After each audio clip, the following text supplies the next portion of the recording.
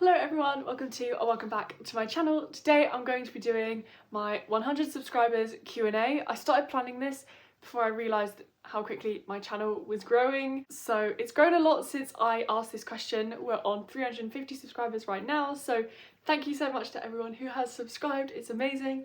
Thank you for being here. Thank you for being part of this wonderful magical community. And yeah, great to have you here. So I'm going to be answering your guys' questions today. I haven't done a Q&A in quite a while, so I'm not used to this. But stay tuned because there will be lots more Q&As in the future. And also, if you've got any questions for me, you can leave them in the comments and then I can answer them on the next Q&A. Okay, so we've got 5 questions. So the first one is from my friend Silver Moon, and I've been friends with Silver Moon for a very, very long time because we both used to have witchcraft channels a lot of years ago at the same time. Silver Moon said, what inspired you or made you start doing magic? Also, what are your favourite tools to work with? So, what inspired me to start doing magic is I talked about this more in depth in like my About Me video, and I really need to make a new About Me video, but haven't got to it yet. Maybe I'll do that as like a subscriber celebration, like maybe for 1,000 or 500 or something. I'll do a new introduction video because I put it in all of my description boxes because I really want it to be there so people can easily click on it and find it. So yeah, it started with it just being a game in the playground. Everyone would pretend they had like magical elemental powers, and then I found some stuff online and it said that they were like real spells, and I tried them out, and then the girl who started doing the spells said, oh, you need to be really careful, that's like real witchcraft and like they burn people for that. And I was like, oh my gosh. But I just kept looking at these spells on Spells of Magic. I was like, this is really, really cool, this is really, really interesting. I made a little mini grimoire, it was about this big, made a post-it notes. I even wrote a spell for willpower and I put it on Spells of Magic, and then a couple of years later I look back on my spells and it's really funny because some of you guys may know Hearth Witch. She is an amazing witchcraft YouTuber, and she commented on my spells, like the willpower one, and said there's no way to get willpower from a spell. And yeah, it's really, really funny because I didn't understand what witchcraft was back then, but I just kept learning about spells, researching it online. This was around 2016 and 2017. Just kept researching and got a little grimoire. I showed that in one of my other videos. It must be my grimoire video, maybe you don't need a book of shadows or a grimoire. Yeah, I'll go through all of my books of shadows and grimoires that I've ever had in a video. So I just kept doing that, just kept having fun, researching, and then I discovered real witchcraft because there was like this one point I kept searching like spells to become a witch, and then I realised you don't need to do a spell to be a witch, you just need to start believing in witchcraft and your own power and like learning all the different principles of magic.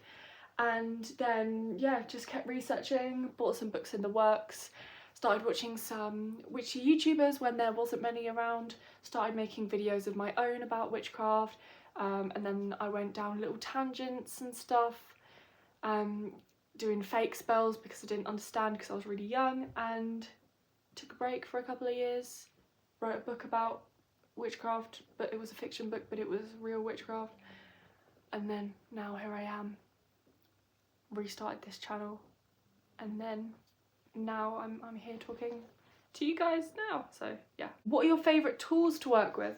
I don't really do a lot of like actual spells, but my favourite ones are manifestation boxes. I'm actually sitting with a manifestation box under my chair right now. I love doing things like that. That's the main working that I've done. I love working with cauldrons. I just bought one. If you want to see me unbox it, it's in my little vlog, my most recent vlog.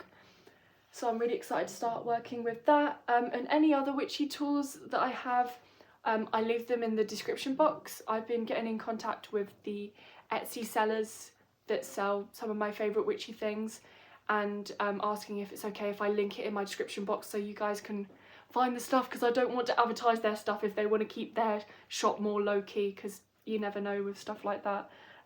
But yeah, they're all of them who've come back so far are really, really happy for me to do that. And one of them, the one that sells my tarot bag, my beautiful, beautiful tarot bag. Oh, I love this tarot bag so much. Has given me 10% off for you guys. So for my subscribers only, I've got a code that you can use for the next month if you'd like to buy a tarot bag like this. It's really beautifully embroidered. I'm not getting sponsored or paid for this. I just really love this tarot bag. So this is another thing that I work with a lot. But other than that, I really want to get into using my cauldron. That'll be linked below. I love using my tarot cards. I use the Rider-Waite deck, which I really, really love. I made a video about tarot a couple of weeks ago and how I learn it and how I do it and stuff. But yeah, and like jewellery, that's another bit of magic I like to do. Other than that, I don't use a lot of different tools yet, but I have started collecting them, so I do need to start actually using them. But yeah, fun stuff. I'm going to start experimenting with different forms of magic. I'm going to be documenting it here, so make sure you subscribe if you're not subscribed already. And yeah, I can't believe that took me 7 minutes to just answer that one question. Okay, right, I'm going to heart the comment because we've just answered it. Okay, got another question. This is from someone called Blue. So they said, what are your witchy unpopular opinions or things that you have researched that you really like / dislike that either made it or was taken out of your practice? I have a lot of witchy unpopular opinions and I share them in my videos. Some of the recent ones that I've mentioned are ones like, I don't know, because I don't really think there are any witchy unpopular opinions, because I think that's what's amazing about witchcraft and paganism, because everyone has different views on things, but I guess there are common views that are shared. I made a video about how you don't need a grimoire or a book of shadows. It doesn't always work for people. It doesn't work for me.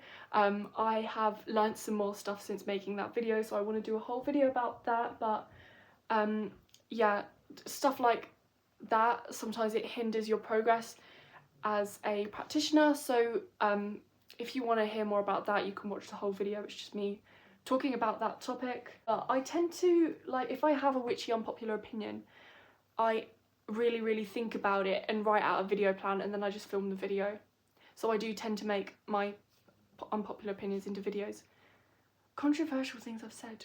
Oh, the Wiccan Druid Pagan video, that was a controversial one, because I said so many controversial things in that video. But yeah, I love being controversial because no one really cares. Everyone just thinks it's nice that I've got a different opinion, different view on things, because if we all had the same view, it'd be really, really boring, and there would be no like progression in the witchcraft community, the pagan community, the Wiccan community, all the different communities that fall under the magic umbrella. So yeah, I think it's good.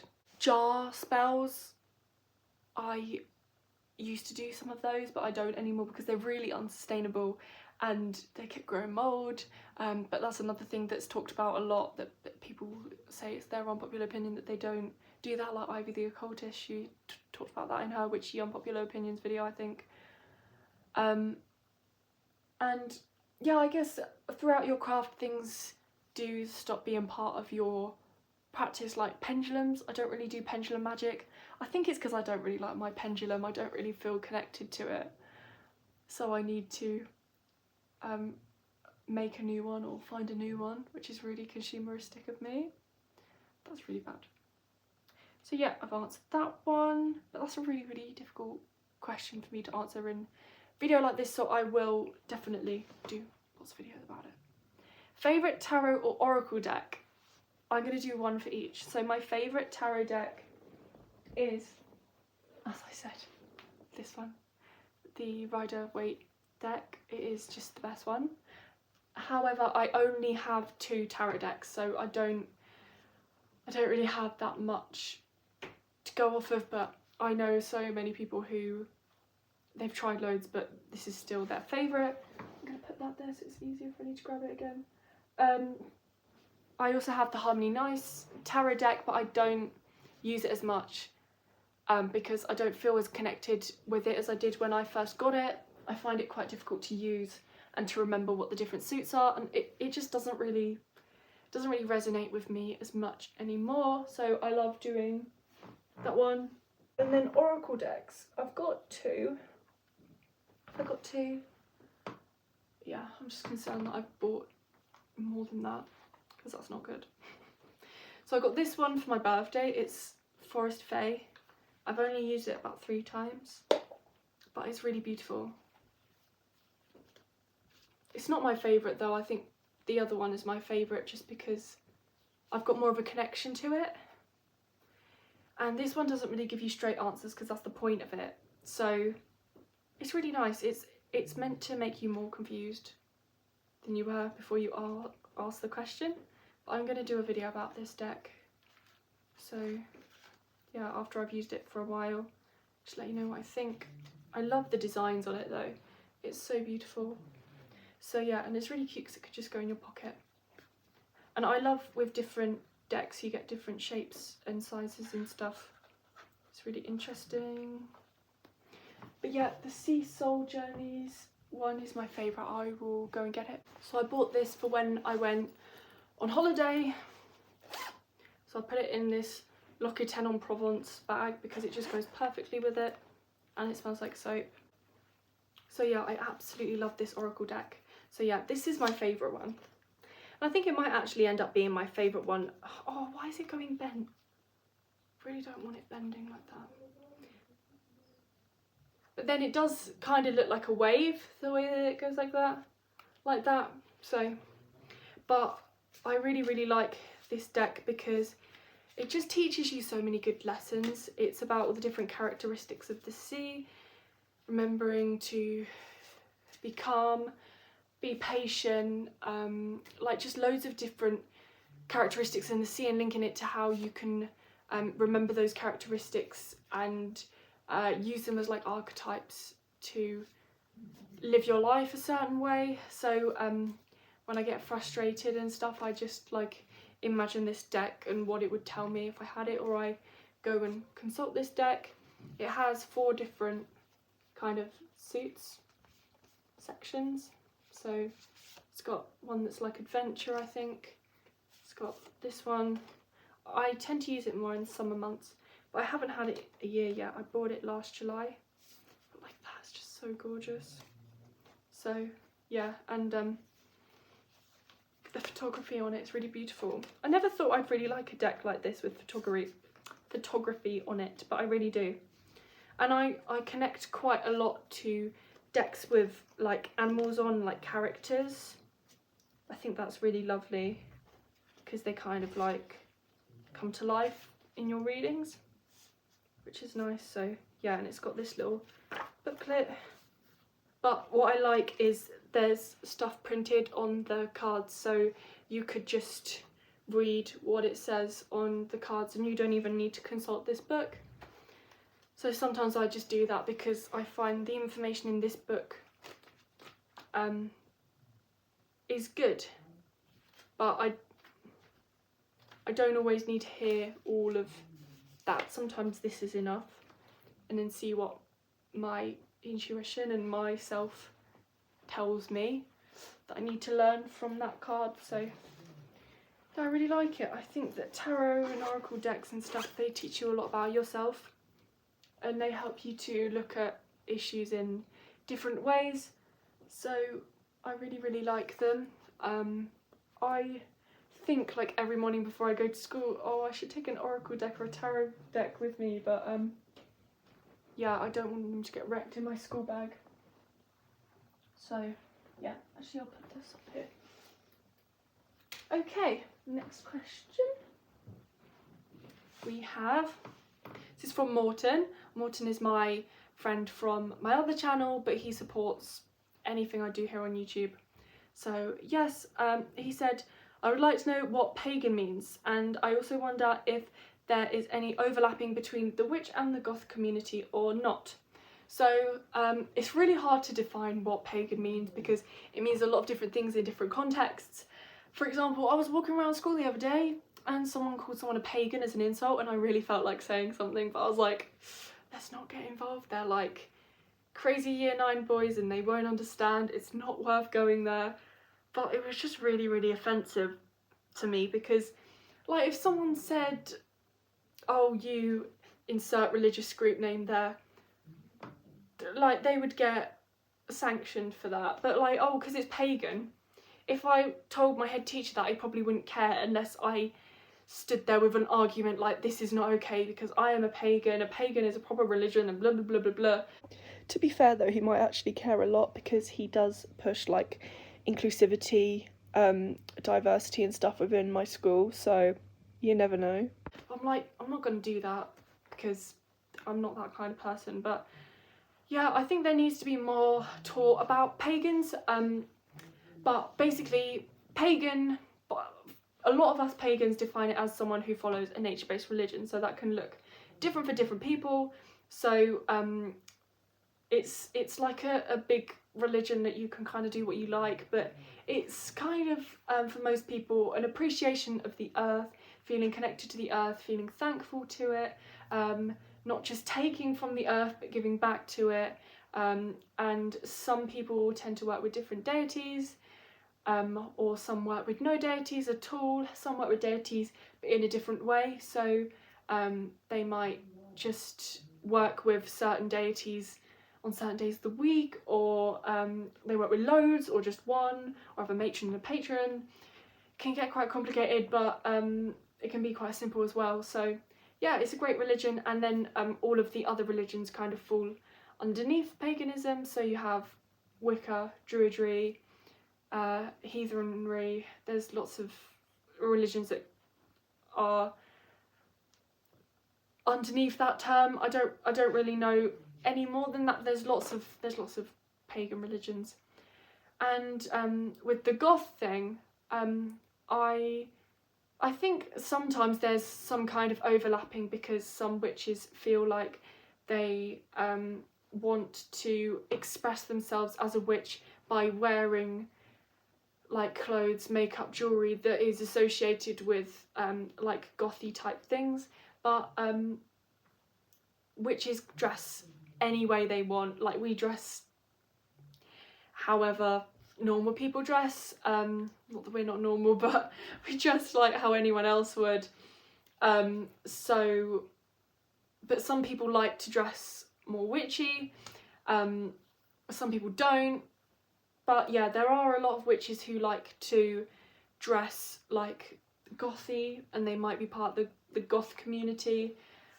So yeah, there is overlap, but and it's quite common. But yeah, I tend to just dress quite like nature inspired, and kind of, I don't even know what my style is. It's quite eclectic. I have a lot of different things I like. Like, I quite like vintage stuff. I don't like really boring stuff that teenagers wear at the moment. It makes me go a bit mad, like seeing a lot of ripped jeans and boring t-shirts. That just, because there's no personality. So that's why I love to accessorise. Got teacup earrings today. We've got my pentacle necklace. So yes. What is your goal, ambition, or reason you do witchcraft? So this is from Isha, the activist witch, Coven of Two, and that is a really, really hard question. So I think there's a lot of reasons I do witchcraft. I think it's because it's been a part of my identity since when I was developing as a person, because I feel like the most important part of my life, of where I was like learning what my interests were, and stuff like that, was that time. And it's only really just stopped when I finished my GCSEs. Like, I realised who I was, what I wanted to do when I was finishing my GCSEs, like what my career I wanted to do with my career, and stuff like that. But with my interest with witchcraft, with liking nature, liking the colour green, all of that stuff, and that was all around that part of my life. So it just became a part of my identity, and I haven't been able to get rid of it. My parents have always thought that I would grow out of it, but it's just so much part of who I am that I can't not do it. So that is the reason why I do witchcraft, and I am still a witch, because it is who I am. But there's lots of other reasons I do it. I just love how it's connected with nature, because I feel really connected with nature. That's one of my most like driving factors of why I love doing it, because it's more about like the bigger picture. It's why I don't do a lot of workings, because I feel like for me personally it's more important that I do the nature appreciation side and like feeling connected to the earth more than doing spell work, because when I do spell work I feel like I'm taking from the earth, so I want to kind of balance it a bit more. So yeah, and I do a lot of workings like in my mind, like getting my thoughts straight, getting my intentions right for the week, just stuff like that. And something that's helped me do that is like yoga, so that helps me create intentions in my mind. So I do kind of spells that aren't actually spells, like you do certain things in your week, in your day, that are trying to help you achieve a goal. Like you could argue that every time I study I'm doing a spell, because my intention of studying is to get really good grades in my A-levels and go to the university I want to. So I think it's interesting. It's quite an open thing. I'm finding it really hard to concentrate because my brother won't be quiet and he's playing Minecraft with his friend. So I don't know what I'm doing. I just came back from driving my car for the first time and I have absolutely no clue. I can literally hear every word he's saying. That is all for the video. Really hope you enjoyed. As I said, if you've got any questions that you want to... That's me at my favourite university. Can you see it? That's where I want to go. That's where I want to be. Manifesting it. If you guys want, you can manifest it for me as well. You could take a little screenshot and imagine that I am actually there, and that is my life. Every day I am walking through that park and I'm living that life. If you can manifest that for me as well as all the stuff that you're manifesting for yourself, that'd be great. Thank you. And if you've got anything that you're manifesting that you want me to manifest for you, I can do that. So yeah, comments.